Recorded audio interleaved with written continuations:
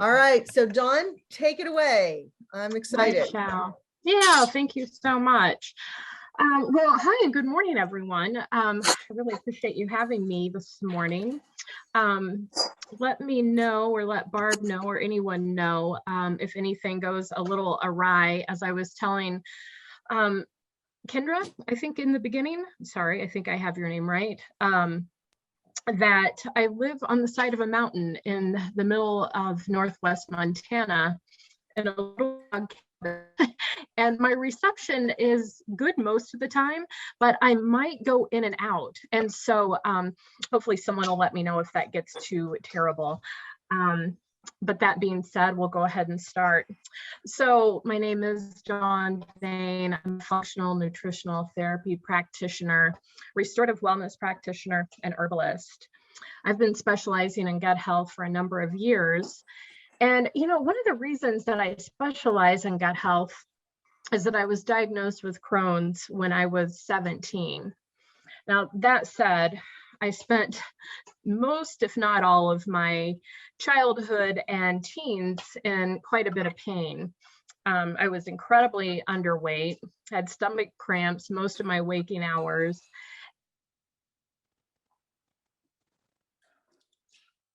And absolutely, and you know, I was starting to bleed when I would go to the bathroom. And by the time I was 22, I was taking 36 pills a day. Oh, so that's about 200. You're seeing me. Okay, Dawn, give it. Hold on a second. Okay. How do I? Let's see. I don't know how to change that. Let's see. What are we trying to change? Because they can't. Somebody can't see your screen. They can only see my happy face, and and I don't know why. Let me. Okay, I can see mine. I can see your box, but I can see my face in the top right-hand corner. Okay, and I can see that too. Okay. Maybe.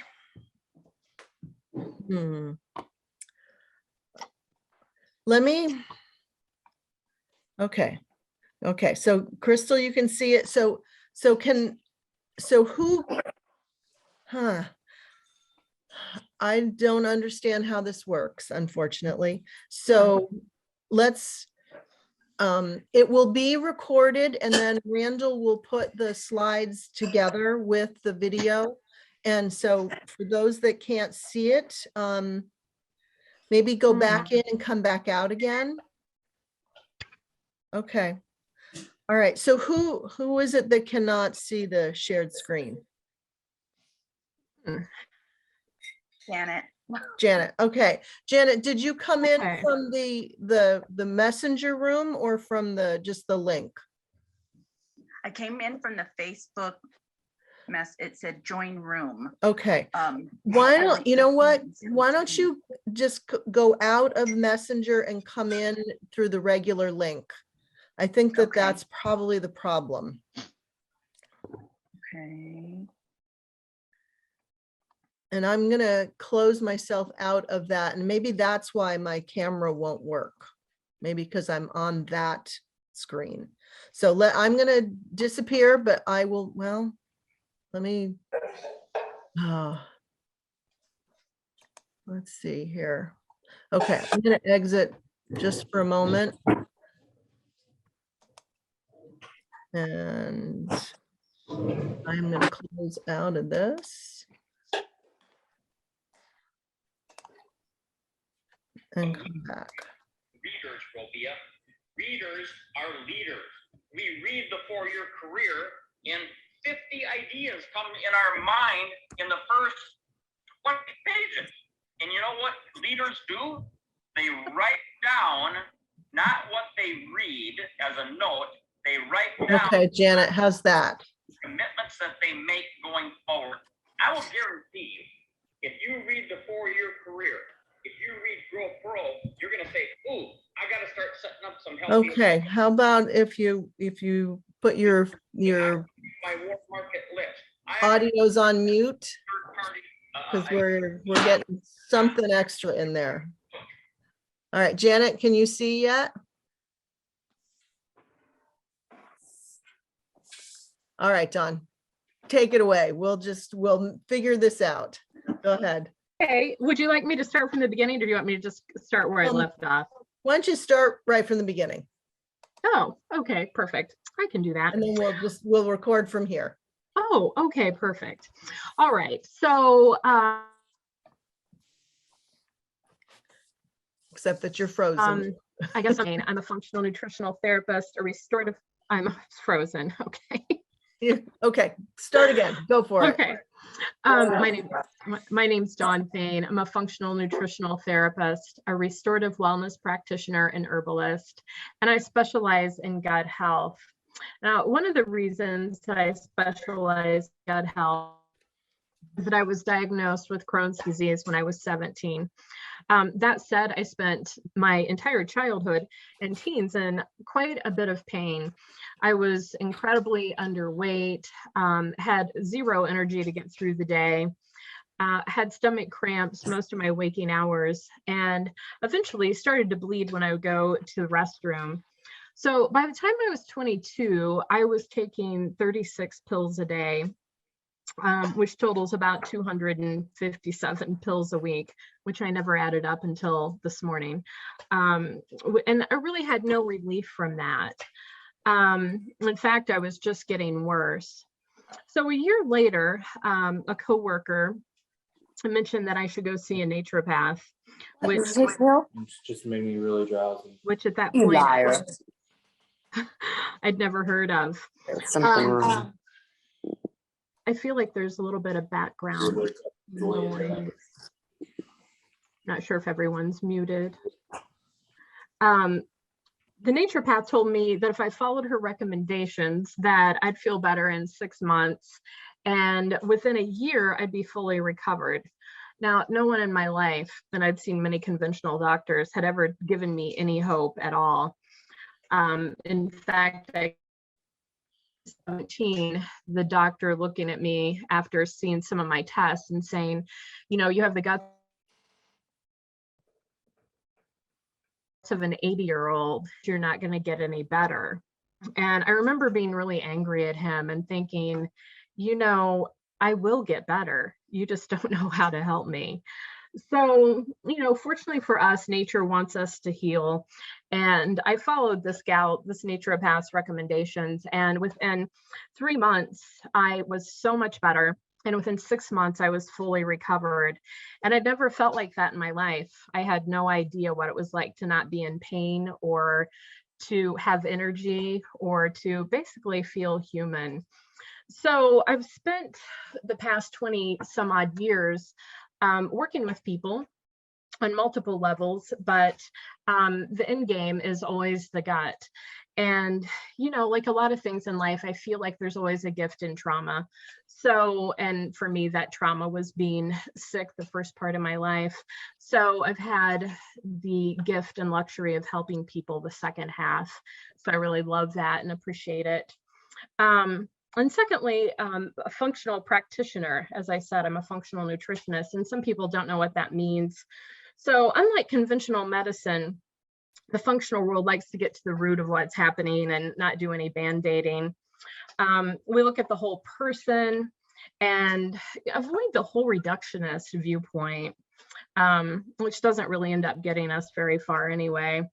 But, you know, that doesn't mean that we don't employ conventional techniques when we need it. But basically, we're working as a team, a practitioner and client, removing blocking factors, restoring balance in the body so that the client can heal from the inside out. So I have a slide on that too, because yeah, a lot of people just don't know the difference between conventional and functional. You can read through that sometime at your leisure. There we go. So, and that basically just summarizes what I said about the difference. Let's see. And how am I doing as far as cutting out? Is it going okay on that end? You're coming back. You're good. Just keep going. Okay. All right. We'll just roll with it. All right. And so, you know, we have limited time. And so I picked 4 objectives that I'd like to cover. And, you know, what is normal digestion? This may not be a super exciting topic for a lot of folks, but we kind of have to look at what's normal before I explain what goes awry in leaky gut and how we heal leaky gut. You kind of have to know how things look when things are going the way that they should, which is something I don't often see with folks. So we'll be going through those 4 questions today, and we will start with what is normal digestion. So normal digestion begins in the brain. We see food, we smell it, and we look forward to eating that food. We all know what it's like when we walk in the door and smell something delicious. Our mouth starts to water and we look forward to sitting down and having that meal. So it starts in the brain. There's a ton of different things that take place, but in the interest of time, we'll just leave it as that's the starting point.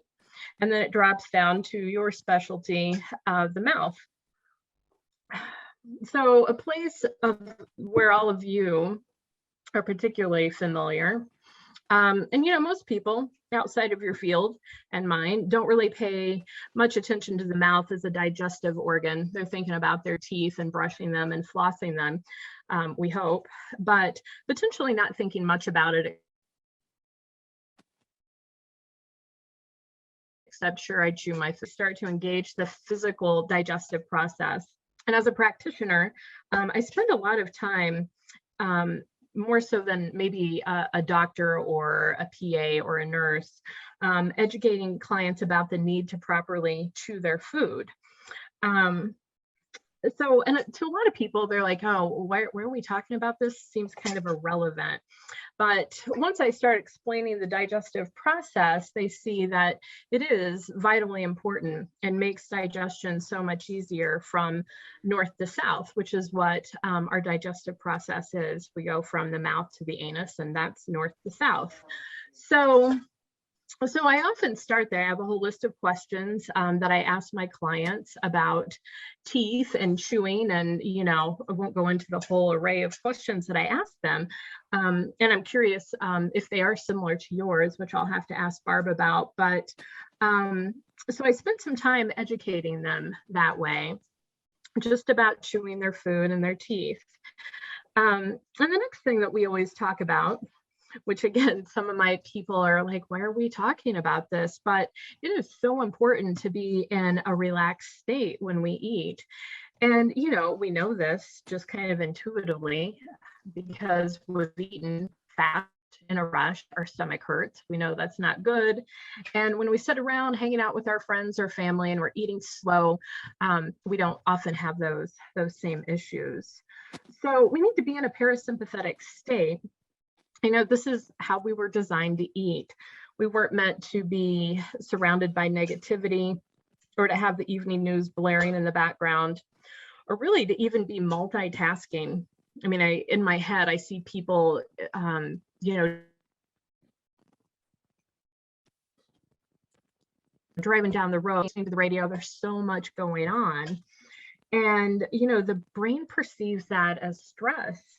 And anything the brain perceives as stress is going to interfere with the release of digestive enzymes that break down our food. And therefore, we don't get the nutrition that we need. We get belly aches instead. So that's a big one. And living in this fast-paced world where we're eating on the run, grabbing things as we're rushing out the door, and seemingly always trying to get to the next thing. It's really one I kind of have to hammer home with folks.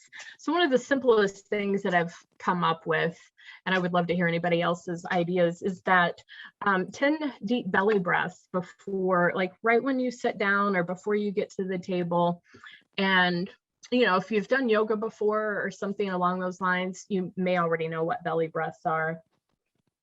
But instead of just breathing into your chest space, you take your breath all the way down to your belly, and your belly gets big, and some people don't like that, but that's what is going to release that vagus nerve. And your vagus nerve is what innervates your organs, your body, but particularly your digestive organs. And so if you could take even however long that takes, 10 breaths, not long, to take those deep breaths into your belly and relax that nerve. It seems like a small thing, but it's really not. It really just helps release the digestive enzymes that you need. And that makes a big difference in breaking down your food.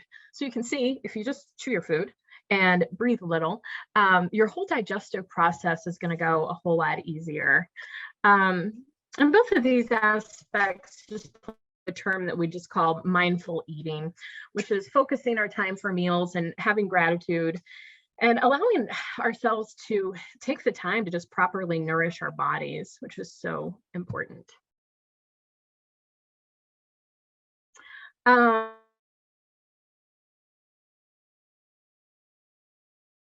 next time I'll speak briefly to that. It is simply a muscular tube for food passage. And it connects right into the stomach through the cardiac sphincter. So, and I've got a couple of pictures there. You can see where those are if you don't know. And the stomach is a place of what we call churn and burn. I feel like that term dates back quite a few years. So some of you have probably heard it in maybe just a biology class, but the churning is done by peristalsis, while the burn is the gastric juices and hydrochloric acid that are released. And HCl, that's what I'll be calling it, not hydrochloric acid. I just call it HCl. So these gastric juices and the HCl are the big players in protein metabolism. So anytime you eat meat or anything with some protein, you really need to have that acid kicking out. And the critical piece, and I've highlighted it for emphasis, is that this acid level of the gastric juices and the HCl must reach 1.5 to 3.0 or thereabouts in order for the food to be released into the small intestine. So that's a big thing. And you'll probably hear me say that phrase in the next half hour or so a few times, because that is the big player when it comes to leaky gut. Okay, so it's key to the digestive process, and I'll talk about what happens, or rather what doesn't happen in the next objective when digestion goes awry. So for right now, just know that 1.5 to 3 it's kind of a big deal.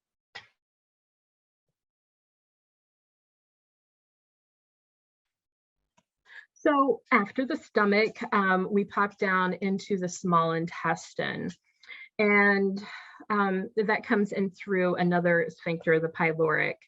So that's kind of the big player when it comes to leaky gut. That's where 95% of our absorption of nutrients and electrolytes and water take place. You know, some people are kind of surprised. They're like, oh, I thought things took place in the stomach. Well, they do, but there's really no absorption that takes place there. The small intestine is where we're taking all of that goodness into our body. And there's a little picture down there of the small intestine. And then inside of that is the villi. And so there's villi and the microvilli, which of course are smaller. And these are just the small finger-like projections that you see in the picture. And you know, it's like that with those projections because it gives us a mass amount of surface area that we wouldn't have otherwise if it was just a flat surface. And that increases the absorption quite a bit. So I would like to spend just a little bit of time. There are 3 different parts to the small intestine. And the first one is the duodenum. And the reason I want to do that is because of, you know, underscoring the importance of the small intestine when it comes to leaky gut. It's kind of the centerpiece, and because of the absorption piece as well. So again, it's the first part of the small intestine, and it has 3 major functions. So, and you can kind of see in that picture in the right-hand corner where that's located. highlighted in that. One is secretes mucus. This tiny little piece at the very beginning of the small intestine is secreting some mucus. And why would it be doing that? It's doing that because you have that food coming from the stomach and it's very acidic, that 1.5 to 3.0. That's very acidic. It would actually be eating through the floor that you're standing on or your chair is sitting on. So that it's not made, the duodenum is not made to have that sort of acidic content falling into it. So in all of its innate wisdom, it starts to secrete mucus so that it can kind of slide through there with all the saturation from the hydrochloric acid. The cells are just not made to withstand that, like I said. So it secretes the mucus and that helps with that passageway. And so the duodenum is quite the secretor. The next thing after secreting mucus is it secretes secretin. So secretin tells the pancreas to release sodium bicarbonate, so basically baking soda.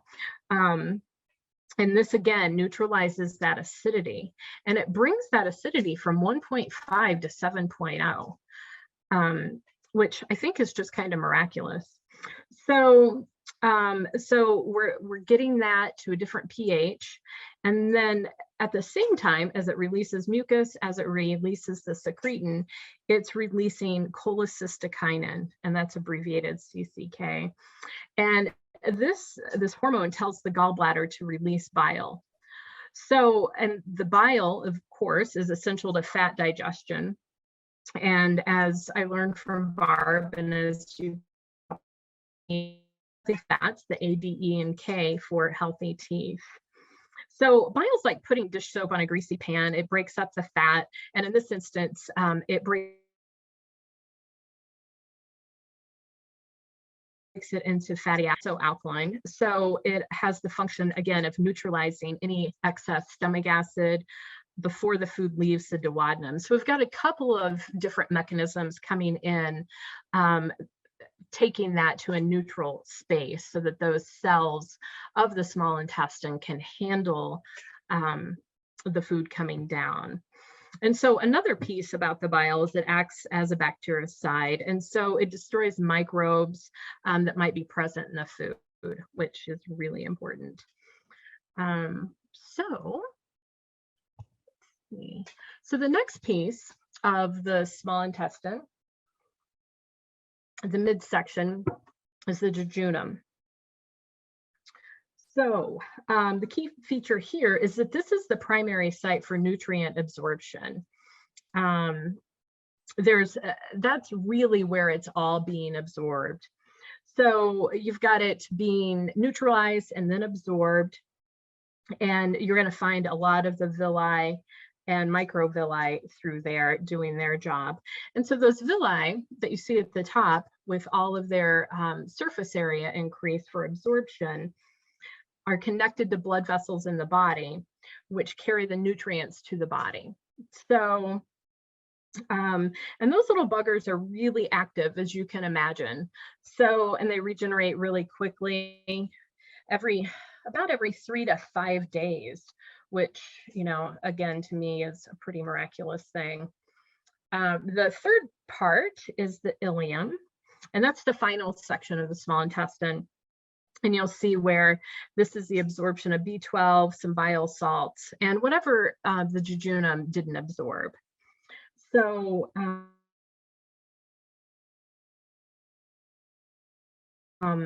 it's the ileocecal valve, and that connects the small and large intestine. So, and it prevents food from returning to the small intestine once it enters the large intestine, because we really don't want any backflow ever. I mean, once it hits the large intestine, on it on. But some people, the ileocecal valve is a little wonky and it does go back in. So, and there's some things that one can do about that. But yeah, once it gets down to that valve, we just want it to go through for that valve to stay shut and move into the large intestine. And there it is. the large intestine. So that absorbs water and some nutrients, electrolytes. As far as the nutrients, we see vitamin K in some of the Bs.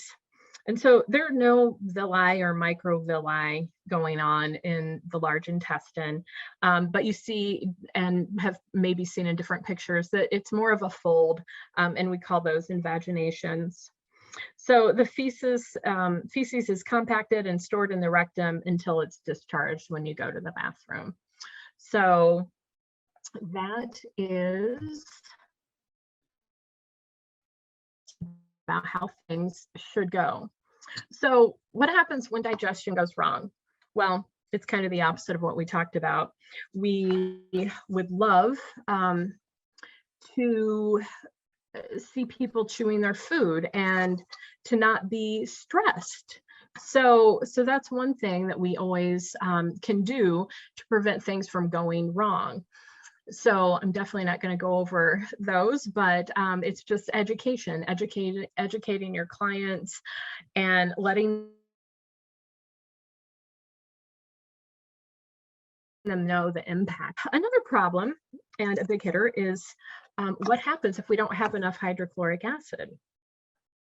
So we start making less hydrochloric acid in our mid-40s, and that drops off over time. So most people do need more acid. There are different statistics out there as to,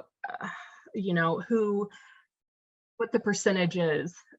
It's rather high. The percentage of people who do need some extra hydrochloric acid. So if you're younger, like my kiddo, she's 14, she most likely doesn't need any. But once we start hitting, and it depends, because if you just aren't healthy and you've been eating fast food and lifestyle, you've already kind of dampened that whole mechanism. But let's just say you didn't live that way. You could probably bank on around 45, that would be kind of going downhill a little bit. So, and if we don't have that, it's just like I was saying earlier, then we don't have the mechanisms for pancreatic and gallbladder function happening effectively and efficiently. We need that 1.5 to 3.0 to tell the pancreas and gallbladder to make these digestive enzymes. So you see the issue. Not enough hydrochloric acid means not enough pancreatic enzymes, not enough gallbladder enzyme, not enough bile, and digestion just doesn't go the way it's supposed to. So I'm going to go on to a little bit more about that. And it's also the first line of defense against pathogens once they've entered the mouth.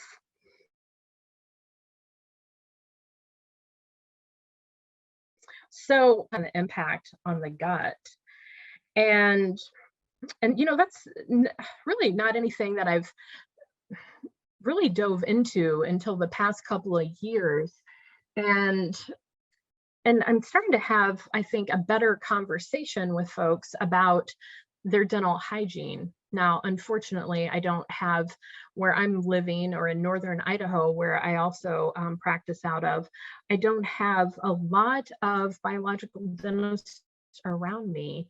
And so, they don't have these conversations with their dentists so much. But I'm hoping between the work you do and the more education that I do, that can shift. So, let's see.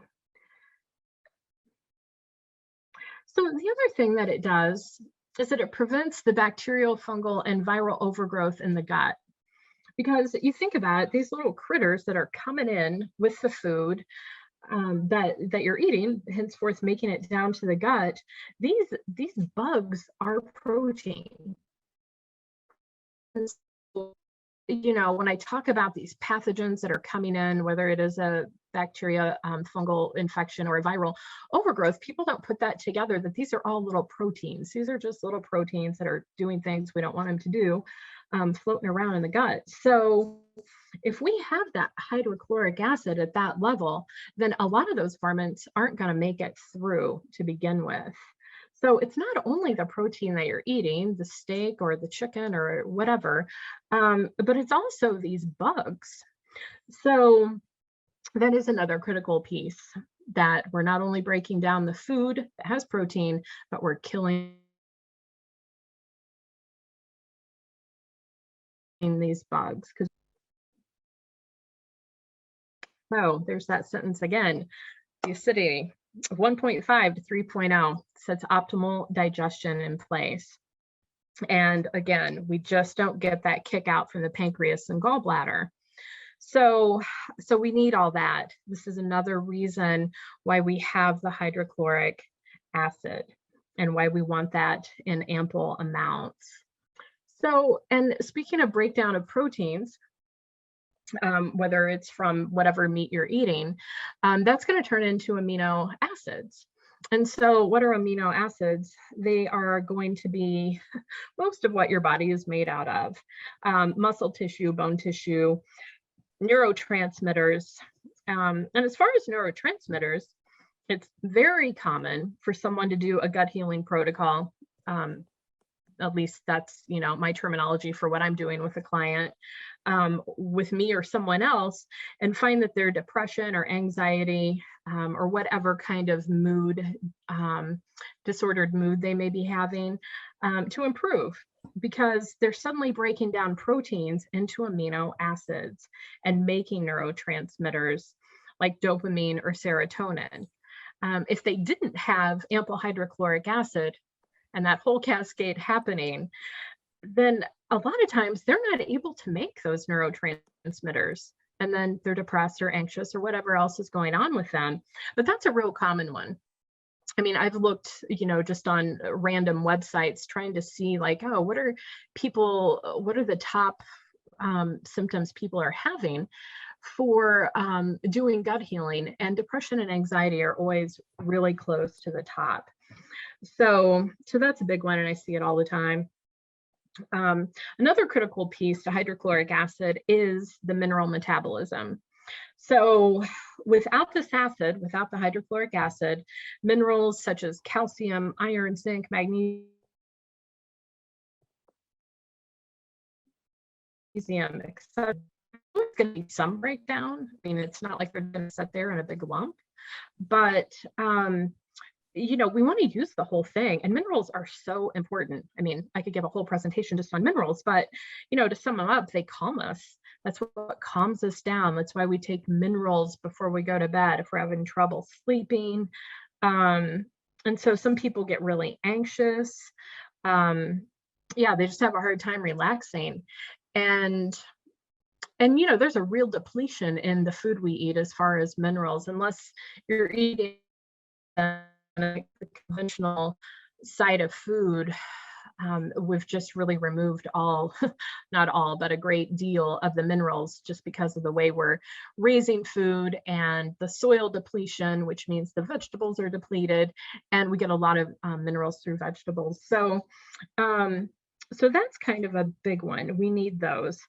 And so calcium, when it doesn't metabolize, it ends up being a cataract. It can potentially be a cataract, a bone spur, arthritis, that sort of thing. So because it has to go somewhere, you're going to excrete some of it, but it also goes somewhere. So I often see cataracts with people who do not have enough hydrochloric acid, and that is a big deal. So moving on.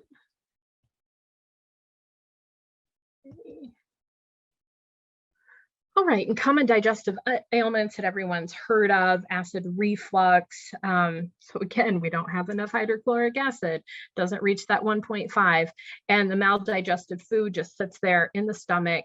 It ferments, putrefies, and then there's a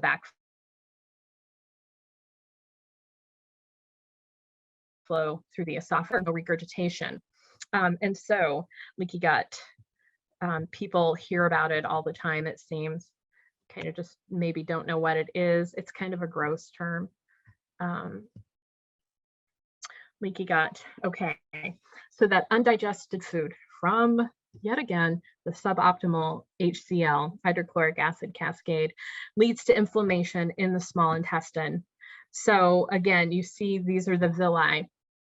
And you can see those little, it looks like little bugs, and it could be, or food. I was thinking more of food, but they get in there and they inflame that whole area, the villi. And I didn't mention it much word wise, but you see where it says normal tight junction on the left. That's how it should be. That's normal. And everything's really squished together and hardly anything can get through there. Only microparticles of food should be getting down through there into those red squiggly lines, which are blood vessels.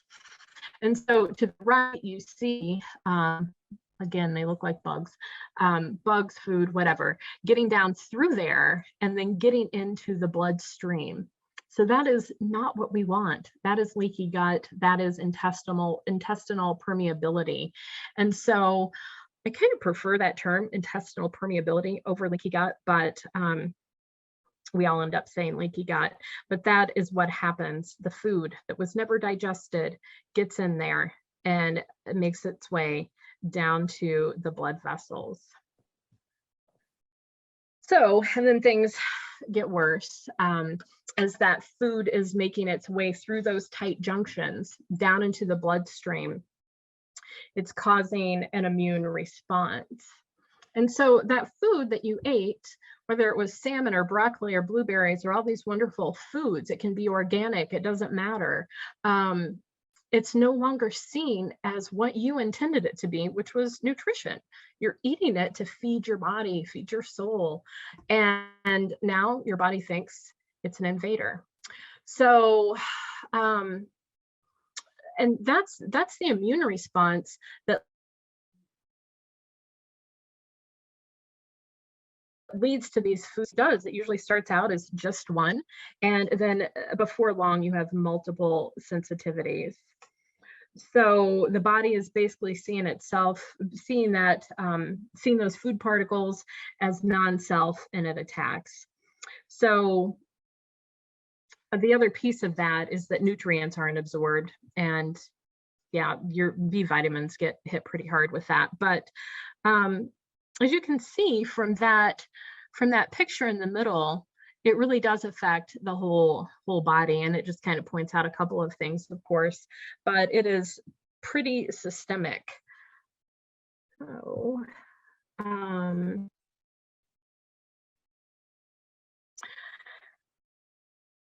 yeah, you know, there's so much to it, and I know that we don't have a heck of a lot of time left, so I'm just going to touch on these briefly. But the tissues that line the GI tract are all affected in a similar way. Whatever happens in the large intestine will affect the mouth, and what happens in the mouth is going to affect the small and large intestine, because it's one, you know, people think GI tract and they might just think like stomach to, I don't know, wherever they think, but it's kind of limited. They think like this middle area, but really it's, you know, where you guys have your work centered with your mouth all the way down to the anus. And so it's a really long tract with a lot of surface area. So there's a lot to speak to as far as that and how it all just plays in to one piece or the other.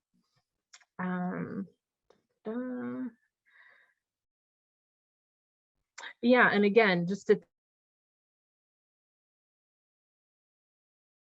that third bullet street with IBS, inflammatory bowel disease, and periodontal disease.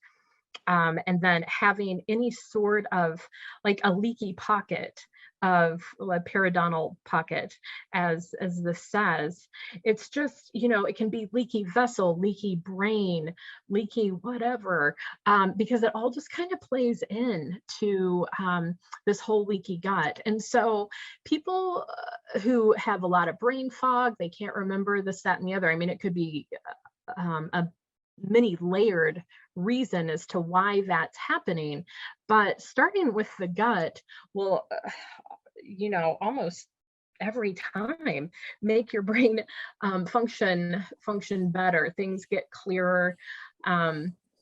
You don't have as much of that fog. Your memory can improve, just because once you start doing the gut, everything does get better.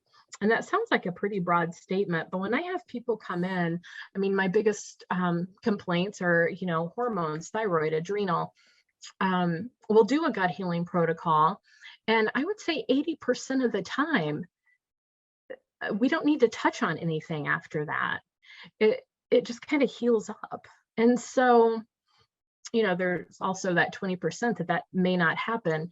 And that population of people is almost always, I'd say, right around 56, 57 and older women.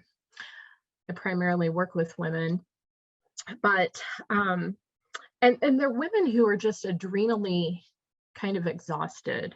They haven't taken care of themselves maybe in the way they wish they had. They've raised families, they've been, you know, the career woman, they've done everything, they're responsible for everything. And they're tired. And so that's usually the population where I need to do a little bit of extra work with them. We might do some hormone testing or, you know, adrenal testing, et cetera, et cetera. But the other piece is that even came to me for that reason, that they did whatever it was. So that's good. That's a really good piece of working with the gut. It wouldn't make sense to me to start anywhere else. So, and then talking about the prevention of chronic disease, and, you know, what you do and what I do, and really even starting maybe at more of a root of the GI tract, because that's the beginning of it where you guys work. Yeah, I just see where that could be, you know, we could work together in some manner. And I say me, it could be whoever that does this kind of work that I do. And just really kind of working together to help someone really circumnavigate that whole chronic disease piece that is rampant. So additional factors that play into leaky gut, we have toxins, so environmental, medications, antibiotics, birth control pill, bad water, industrial meat, processed food and drinks, gluten, and pathogens. I had mentioned the pathogens before, but I just threw it back on there anyway. Gluten's a huge one. So let's see. Yeah, we are kind of running a little short on time, so I'm not going to spend a lot of time on that one, but let's talk about briefly just conditions associated with leaky gut. So autoimmune, it's huge, huge, huge, huge. And I just, you know, I see Hashimoto's like almost everyone that walks in my door these days, my virtual door. So, and I test for one of, if not the most sensitive glands in the body. And so it gets hit really hard when you have this impact from lifestyle, food choices, etc. And gluten, my God, no one with Hashi should ever have gluten. But yeah, there's a whole array of autoimmune conditions, and they're just more and more and more, I feel like. So pretty scary.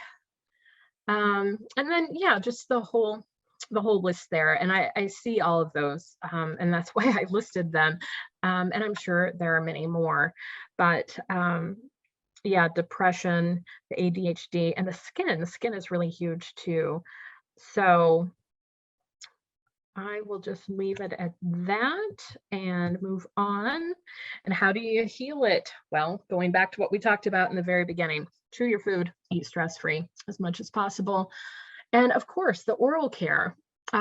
After, you know, meeting Barb and having some conversations with her and looking at and watching her amazing presentation, this is definitely a piece that I'm going to be focusing on more, and probably having more conversations with Barb about some things that I'm not aware of. But second largest bacterial reservoir in the body.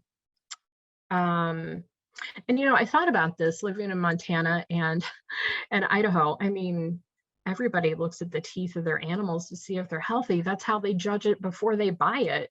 And I remember when I got my little dog, I looked at his teeth, just like instinctively. You look at that. But then when we sit down and we eat this crappy food or we do whatever we're doing, it's like there's no connection there. We're not really making that connection between, or my clients aren't making that connection between teeth and gums and their overall health.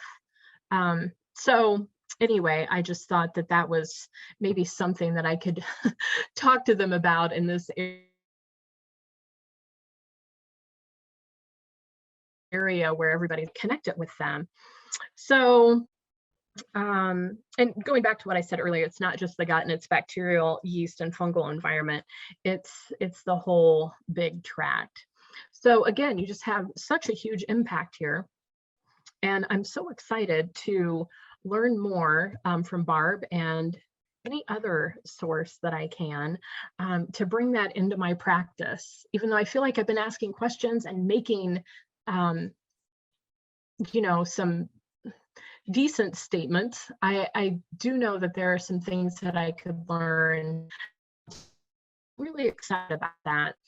The other piece, remove toxins, inflammatory foods, and bad microbes. And then we look at repairing and replenishing the gut membrane, which is what we call heal and seal in my field. And then we restore the microbiome with usually a really high scale probiotic. So, and that's my job, is to create highly customized, targeted therapeutic healing protocols. And they're all based on bioindividuality, foods that are specifically inflammatory to you. Because what I hope people can begin to realize is that, you know, I can sit down with somebody's food journal or whatever, they can tell me what they're eating, and it's beautiful, you know, it's already gluten-free, it's basically sugar-free, it's, you know, wild caught salmon, broccoli from their garden, et cetera, et cetera. But that doesn't mean, even though that's a fabulous start, that doesn't mean that those things are not causing you grief in your gut. And that's why GAPS and I love GAPS, but it does kind of have its downfall.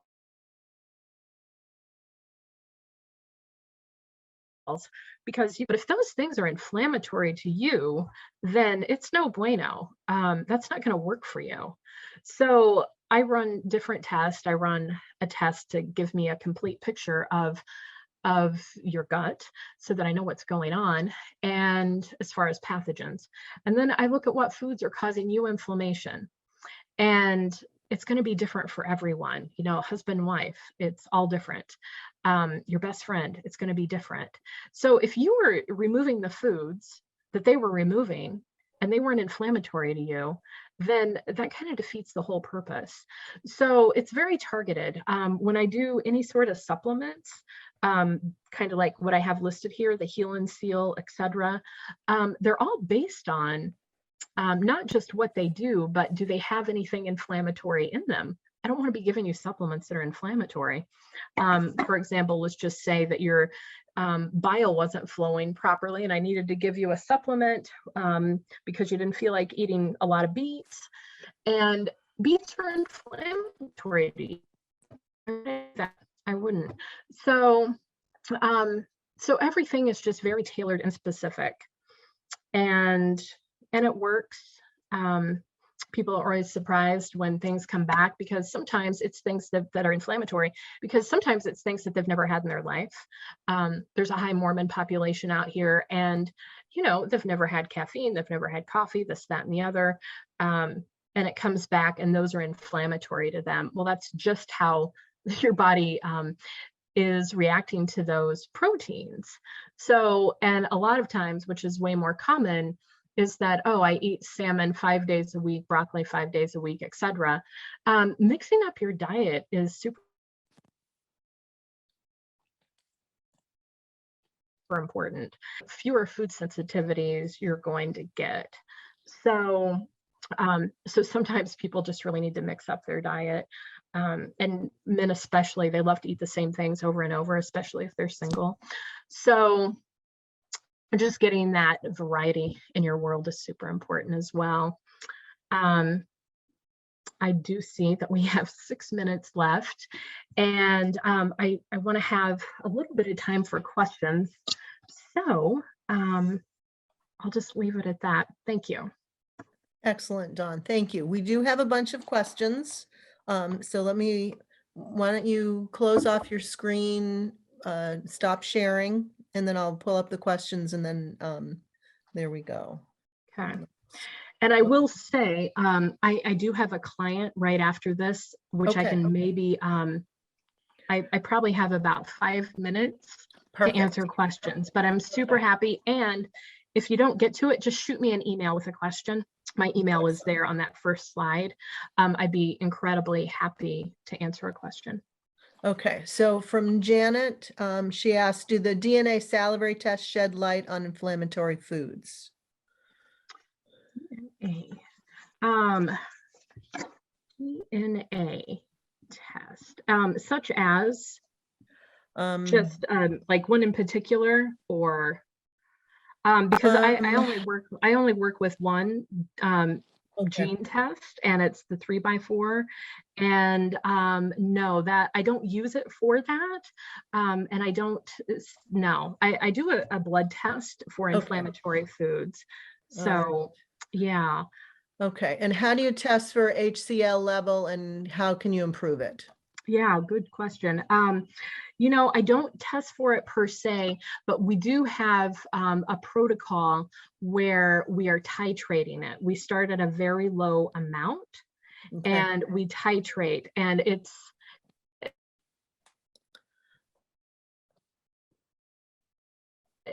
you know, the amounts that you start with, that sort of thing. So it's very kind of a detailed thing. One of the pitfalls that I've noticed, and this is not saying it's bad, it's just, you know, I think there's a better approach. Some nutritionists will just say, oh, here's some HCl, go take that.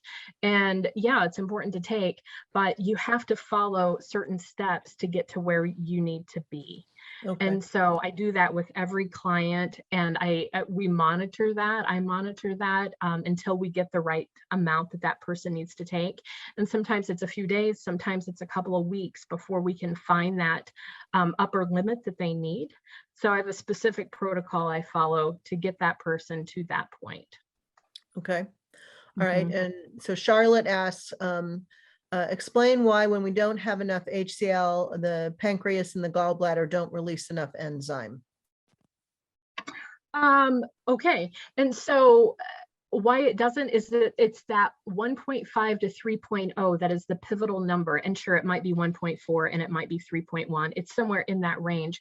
It's just the mechanism that the body has built in that once it hits that, it tells the pancreas what to do, and it tells the gallbladder. Now, what that mechanism is right in between, that magical thing, I really couldn't tell you what that magical thing is. It's just that that's the 1.5 to 3, and then things start to happen. They start to release. So if the stomach is not acidic enough, correct, then the rest of everything doesn't happen. Yeah, that's entirely correct. Yeah, it doesn't happen. It doesn't happen. I mean, it's going to happen on some level. Things are not just going to stop, right? If that was the case, then we'd all be in a heap of hurt. But it doesn't happen as effectively and as efficiently. It's not happening the way it should. Okay, so yeah, it might kick out like 10, 20%. It might do something, but it's not going to happen the way that it should, so that we break down our food. Okay, so then people who take protein pump inhibitors and all of that, and Tums and things like that. Oh my God. Yeah.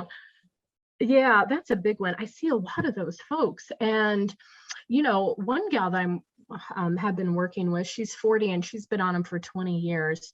Now, if you read those packages, you shouldn't be taking those for over 2 weeks. But yeah, that is a big problem. I mean, Mhm. you're going against what your body needs to have happening.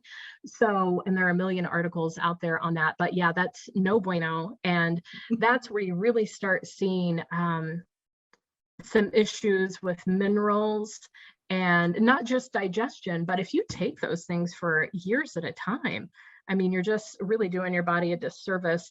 And and that's part of the introduction to hydrochloric acid when I do work with my clients with that, which is everyone, is that there may be some gastric distress down your esophagus into your stomach lining. And before I can introduce that hydrochloric acid to that person, we've got to heal all of that up. And I have, a whole other thing I do with those folks and the PPI people before I introduce that hydrochloric acid. Case in point, my mother-in-law, she was going to some place down in Utah, and they were integrative and apparently functional, and it sounded like a good thing for her. And they just gave her these bottles of hydrochloric acid, and she was just in so much pain. And so we started working together, and yeah, she had so much GI distress through her esophagus and her upper stomach, which they didn't concern themselves with or look into. So you always have to check and see, like, can that tissue handle the first step? Okay. And just something, I'm sorry, if someone just tells me, hey, I've been on PPIs for X amount of time, if it's 2 weeks, it's no big deal. But if it's a longer amount of time, then we explore that, make sure that's healed up before I start handing someone hydrochloric acid. Excellent. Okay. And then our last question is, what happens to people with no gallbladder? Oh, I'm so glad you asked that. I wrote that down. I thought I bet someone asked me that. Well, that's kind of a big deal. And I forget, years ago, I had the number in my head of how many people had their gallbladder out every year. So, and when you don't have your gallbladder, you're of course not kicking out that bile. You have got to have something to help you with fat metabolism. That's why people who don't have one often can't eat fried food, and when I think fried food, I'm thinking like tallow from a cow that's local and that sort of thing. I'm not talking like McDonald's and that sort of stuff, or anything fatty. I mean, whatever, just anything fatty. So they need to be taking a particular supplement, which would kind of depend on some other things with them, but they've got to be breaking down that fat. Otherwise, you're not getting any A, D, E, or K. And so yeah, it presents a huge issue. And so that's just, if you don't have it, then that HCl, that 1.5 and 3.0, it really can't kick anything out because you don't have one. So that's kind of a problem.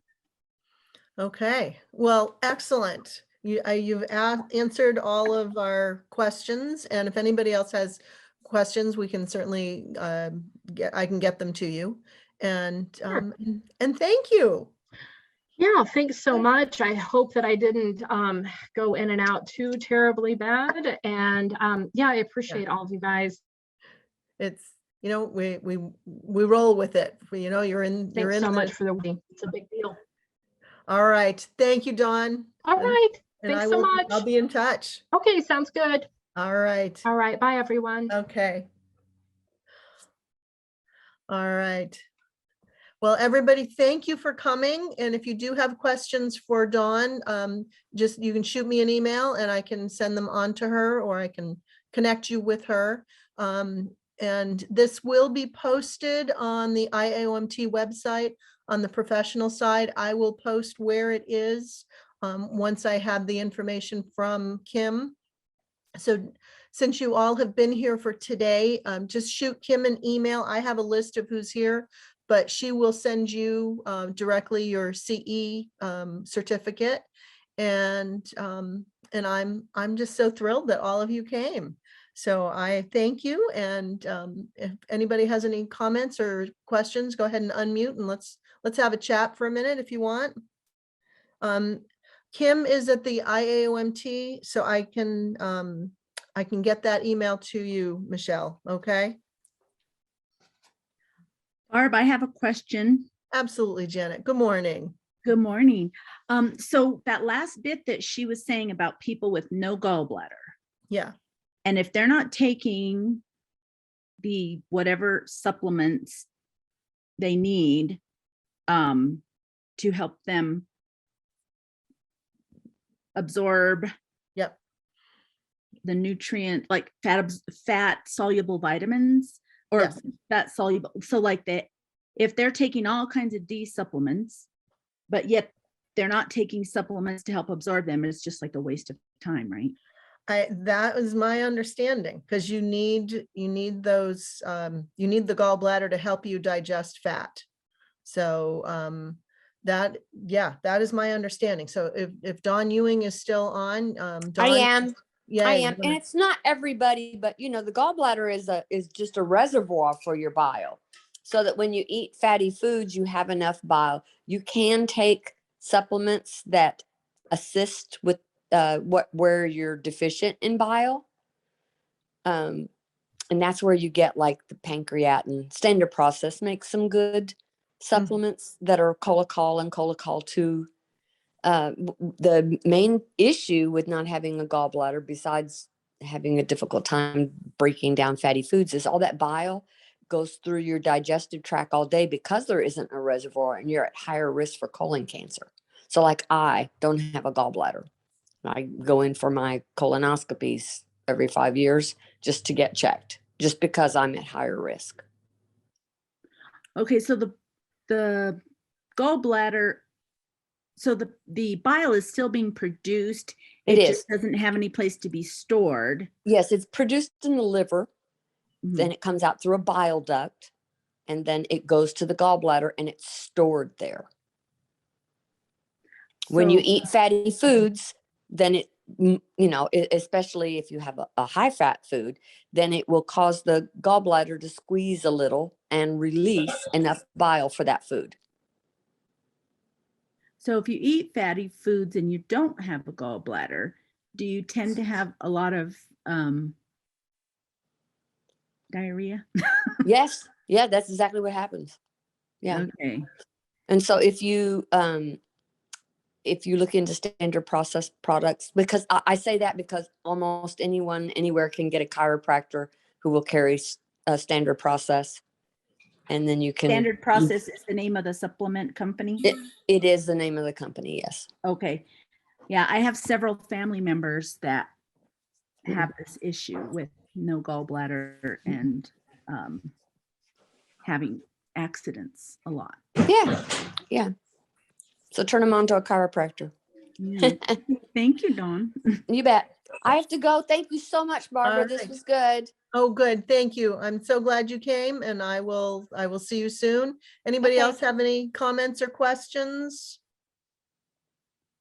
All right. Well, thank you, Barb. Yay, thank Thanks for you. putting this together. Oh, my pleasure, my pleasure. I'm so excited. I learn something new every time. And See I you in a learned- couple of weeks. Yes, you will. I will be there. I'm excited. All right, I'm gonna close it up. I will put Okay, Kim's bye. Have a good email one. on the Facebook page, so you can send a message to her. All right, thank you, everyone. Thank you. Bye-bye.